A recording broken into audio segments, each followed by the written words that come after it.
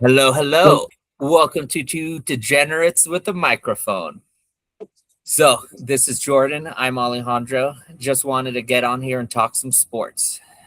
So, first things first, we're going to talk about the sensation of the world, the World Cup. Portugal just beat Spain. I'm not too surprised. Ronaldo's been playing like absolute garbage this entire tournament. But I am surprised with the score. The winning goal came in the 1 minute of extra stoppage time, and it was just incredible. Jordan, what are your thoughts? Not surprised at all. Not Yeah, surprised at all. I going into that game, I knew it was very likely Portugal could go scoreless because Ronaldo has done almost nothing ever since the group stage, ever since the first game where they had a draw. He touched the ball like 3 times. People on X on my feed were saying that Ronaldo has more sexual assault allegations than touches in that game. So, yeah, I was not surprised. I was surprised that it took Spain so long to score, but I was not surprised with the result at all. that's fair. Spain is a very young team, especially compared to Portugal. There are probably just some nervousness. I don't think they're going all the way. In all honesty, we'll have to wait until basically we see who they're going up against in the semis. But it might be the end of their road journey soon. I don't see them making it all the way. I honestly don't. But a team I do see going all the way is the greatest country in the world. There it is, the patriotic stance, the US of A. Don't you worry, we got our daddies in FIFA to like bail us out on this one. Even if we didn't, I still think we can beat the terrible waffle makers in Belgium. They don't even make whole waffles; they leave off the sides. Like, who does that? The Belgians do. They are sobbing out in Europe because we got Balogun back. After that horrible red card, Daddy Trump saves us, helps us get our best player back. That should have never been a red card. All of Europe is crying, saying it's rigged. And you know what? I don't care. I don't care. It's about time that this sport got rigged in our favor as opposed to against us. Yeah, 100%. And after we win today, it's called soccer. And after we win the tournament, it's called soccer for at least the next 4 years. It's called soccer forever when we win this Forever and tournament. ever and ever. I honestly think there's a couple teams out there that worry me. I do know Norway is one of them and France is another. I think France is going to put up the biggest fight because I think if the US wins today, correct me if I'm wrong, I believe they go up against France next week. They go up against Spain. The winner of US and Belgium plays Spain. Oh, well, that's an easy France cakewalk. France wouldn't be till the final or the semifinal. Oh, yeah, I forgot. They're in different brackets. My bad. But 100%, I do think that Spain might be a challenge. But I also think with our experience, and they're such a young team, they have a member of their team who is 17 years old. He's still in high school, man, and he's still like on the Spanish national team. That's ridiculous. But with that age doesn't come experience. And I think this is just a whole new different stage for him. So I don't really see that happening. Did you also see that even though the UK did win and is moving on, Jordan Henderson has been the talk of X, the internet, everything, because he has had just the most abysmal day yesterday. He got a yellow card without even stepping onto the field and then proceeded to leave the game and fall and then just utterly shatter his arm. Devastating. That game surprised me. I wasn't expecting England to win. I completely agree with you. With the altitude, with the home field advantage for Mexico, and I wasn't expecting it to be that high scoring either. England's offense has really not been impressive to me, except for that Croatia game in the group stage where they scored 4. They had a scoreless draw in the group stage. There was a group stage game where they didn't score anything until the 60th minute and scored twice in like 5 minutes, I think. And then, that was the final score, 2-0. I was surprised that they put up three on Mexico, who hadn't let a goal in throughout the whole tournament. But, you know, Mexico's out. United States is the only host nation that's still in. Come, right? Canada, United States, and Mexico. There's only one left, and it's the best country in North America, the best country in the world. Balogun, if he stays healthy and no problem with the red card, and then Pulisic, we're going to beat, I feel confident that we're going to beat Spain and move on to those semifinals. I completely agree with you. I completely agree with you. Norway also moved on against Brazil, which I was predicting in my bracket to happen, but that was wishful thinking. I'm going to be honest with you. Like, I thought it would be a highly competitive game.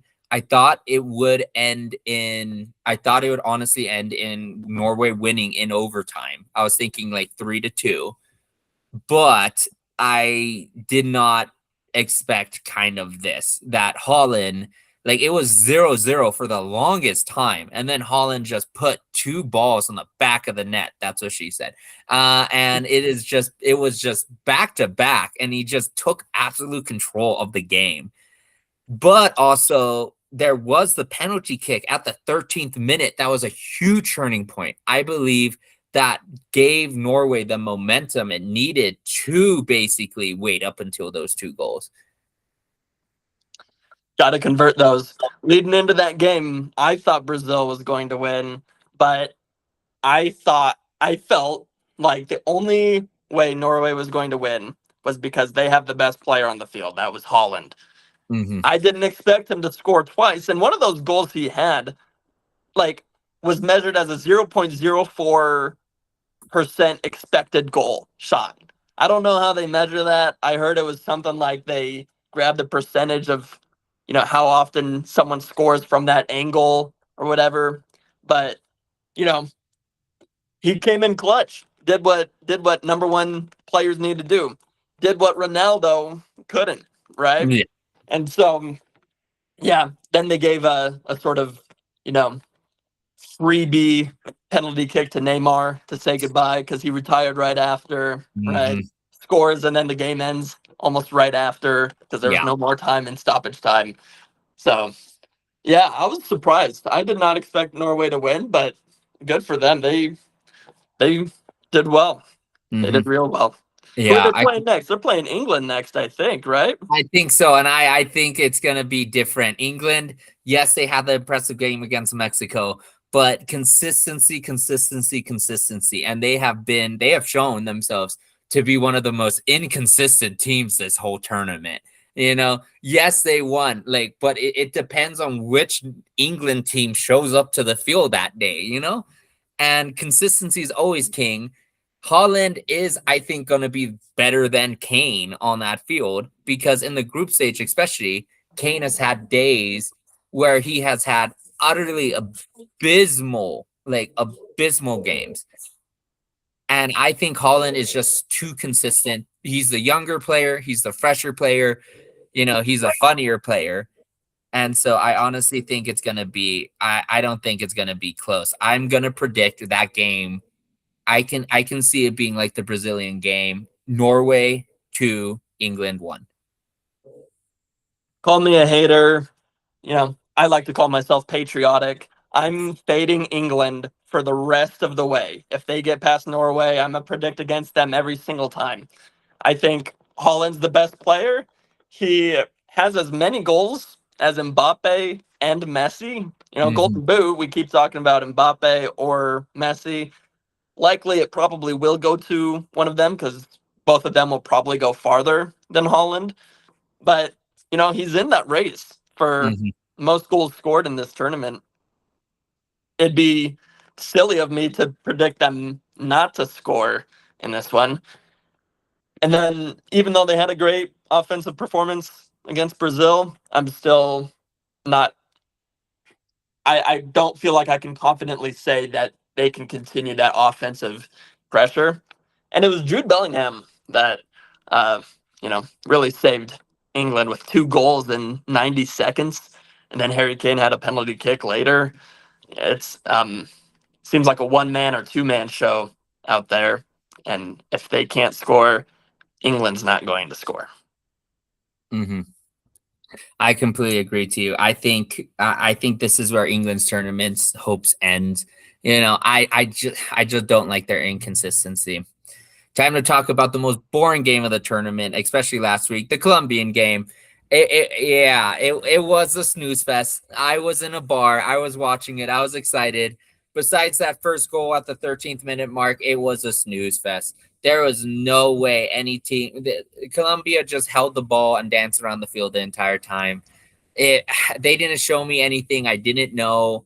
They didn't impress me anymore. I'm rooting for them. I'm wishing them the best of luck. I think they're the most well-rounded team in the tournament besides France, but I don't see them being electric or excellent in any other circumstance besides that. They have good defenders, good center fielders, good strikers, but that's basically they don't have anything spectacular on any one of them. So hopefully they move on, but we'll see what happens.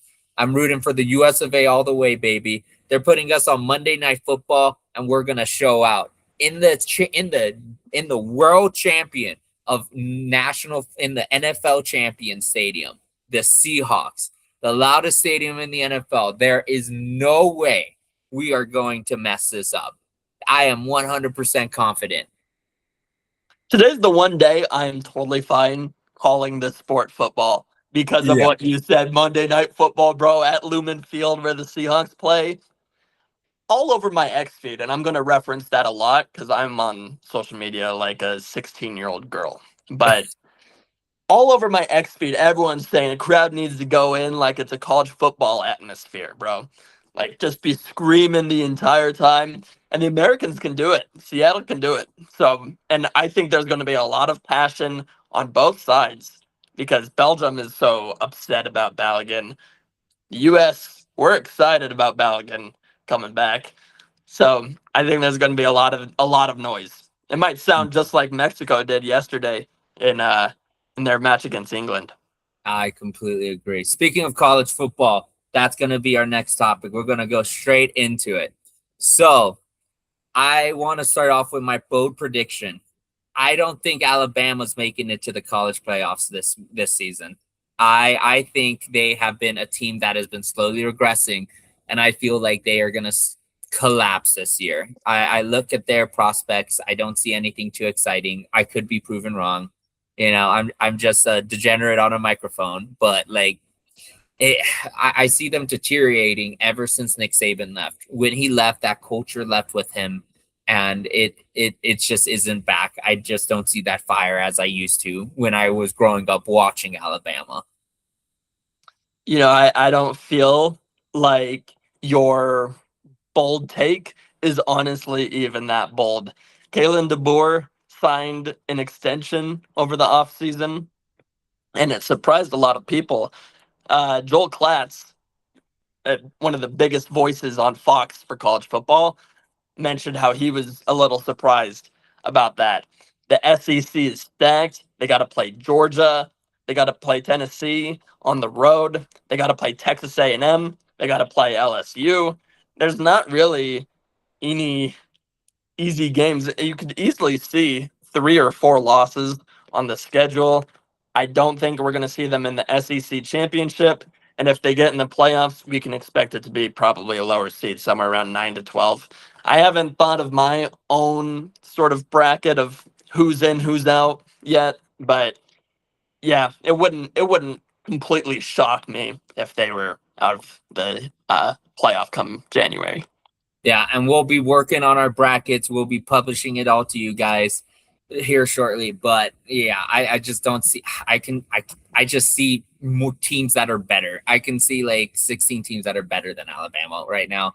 I don't see them doing anything like that. This is also going to 16 be right now. 16 right now. Not off the top of my List head. them. I'm List not them. going to do that right now. You can list them. You can list them. Start with the No, easy ones. Here, easy I'll one. do it. I'll do it. I'll do it, Oh, and then you tell me. You tell me if I'm off. Okay. deal. You do Or it.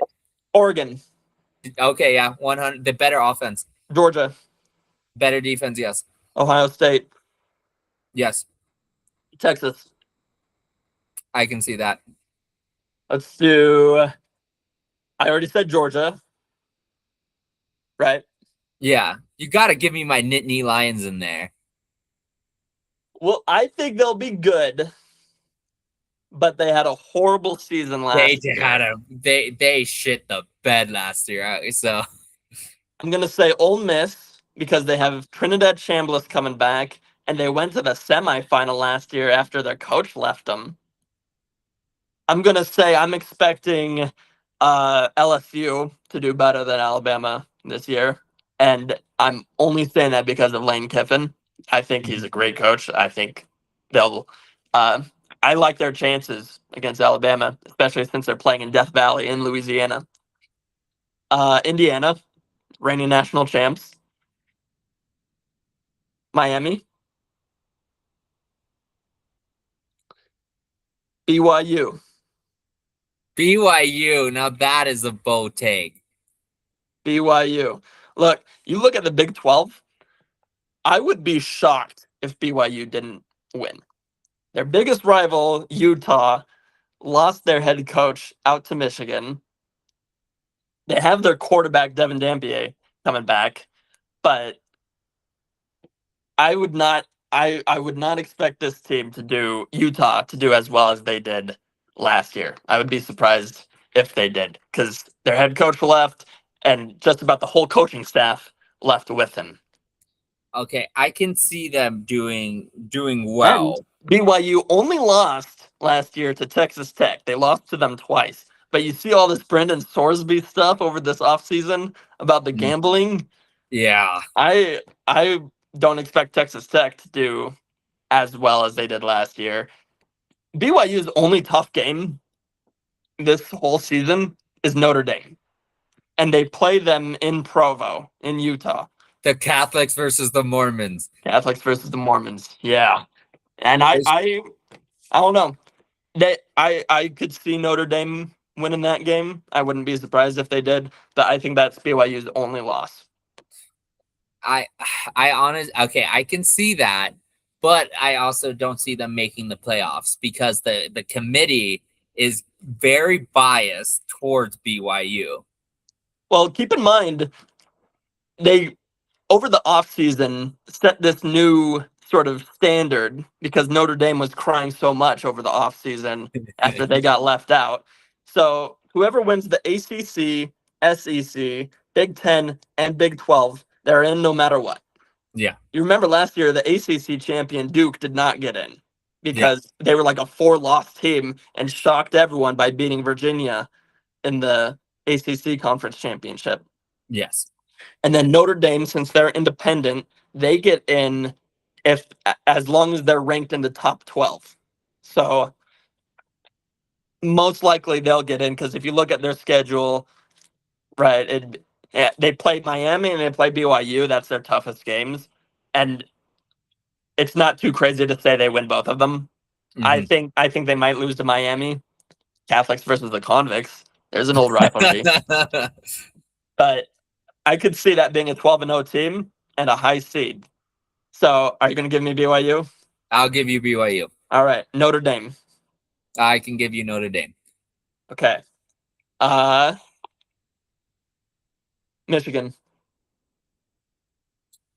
I'll give you Michigan. Okay. 16 was hard.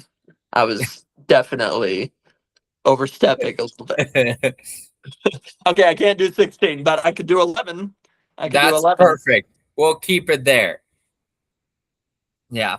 I also feel like this is going to be a big year for the Longhorns in general, especially because like Archie Manning, like honestly feel like if he has a good season this year compared to last season, he's going to commit to the draft.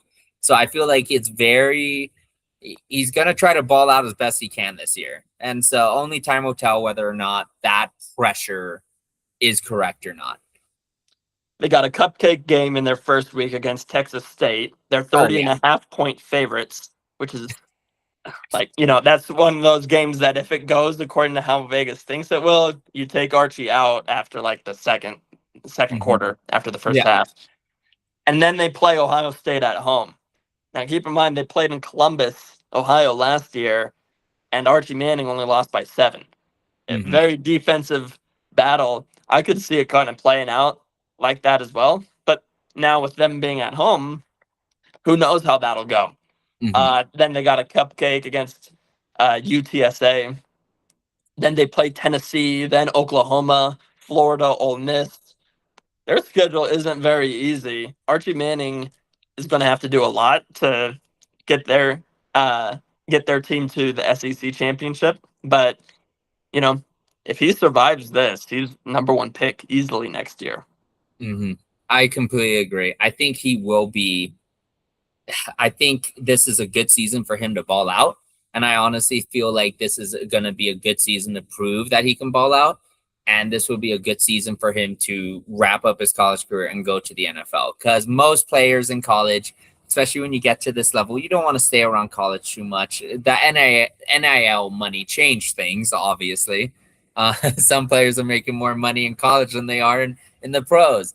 But like it, I can honestly see him moving on soon to bigger and better things. Steve Sarkisian is a great head coach as well. Hmm. He's developed, these quarterbacks really well, and won games that are really tough. Totally revived Texas. As a Yeah. kid growing up, ever since Vince Young graduated, Texas was 7 wins, 8 wins at best, and Hmm. now here they are. They played just in the National Conference Championship semifinal just a couple years ago. They're a great team. Archie Manning has a lot of potential. Hmm. Um, Getting a cupcake to start off the year really helps out too. Hmm. I completely agree. It's a good confidence booster. It's a good way to start the season. It's always a good warm up game. You never want to go into a game thinking it's a warm up game, but according to the lines in Vegas, uh, otherwise, if it's not going to be the apocalypse that day, Texas is going to win. Okay. So with that, we can hurry up and wrap up. During our next episode, we'll be talking about our Wait, brackets. wait. Are we not going to talk about Colorado and the Sco Oh, Buffs Nation before we end and our oh, we, expectations for them? we can definitely talk about them. When I look at their schedule, I see one easy win. Yeah. And I know they're going to win more than that because they got their 5-star quarterback recruit, Julian Lewis, who I imagine is going to be starting. And then Deion Sanders, I've been unimpressed with his, especially last year, um, against BYU. Some of that was poorly coached, I felt like. But I completely agree. um, not expecting just one win out of them. But they start the season on the road against Georgia Tech. They're 7.5-point underdogs. Then they're at home against Weber State. That's sort of the cupcake. Yeah. But then they're on the road against Northwestern, who lost to Michigan last year by 2 points. Hmm. They are on the road to play Baylor. They're at home to play Texas Tech, which I know I said Texas Tech won't be as good as last year, but they won But the they're Big 12 better than championship Colorado. last year. Yeah, yeah. So if they lose to Colorado, that's a big fall. I'm just saying they're not going to be as good. Then they play Utah at home. You remember what Utah did to Colorado last year? It was war Thank crimes. them. It was horrible. Thank them. They play Oklahoma State on the road, play Kansas State at home, which Kansas State, has sort of had our number every year, even when we had Shador and Travis Hunter. Yeah. Kansas State beat us. We play Arizona State, Houston, Cincinnati, and UCF. So when it comes to easy wins, I see one. I could see this being probably another 4-win team. And my fingers are crossed that they win 6 so that we can see them in a bowl game. But I, that's like sort of our ceiling.